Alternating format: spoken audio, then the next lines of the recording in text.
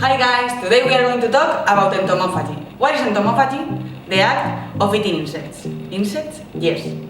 Insects are eaten all around the world, mainly in Africa, Latin America and Asia. They are part of the basic local diet of approximately 2 billion people. In contrast, in some other countries this is considered a taboo, where insects are used as an animal food rather than as a human resource. And you may ask, all insects are edible? There are at least 2,000 species eaten in at least 113 countries.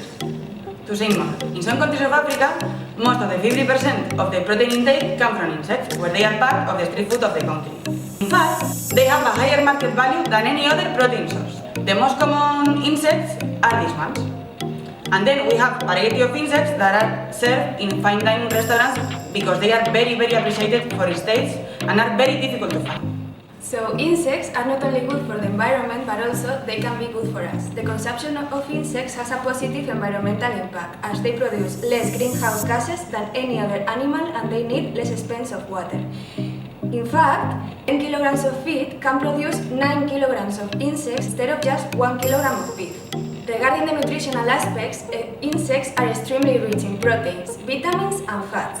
They provide more proteins than even meat or eggs. It is true that their body makes very difficult the digestion, but if we are able to process them, we can get a digestibility between the 77 and the 98%. Population growth is increasing global food demand, especially protein sources. The consumption of insects is a very good idea because of its low environmental impact and because they are able to transform compost into proteins that we can use as food. So having said this, Marina is going to make a very cool recipe. We are going to make a bread with crickets.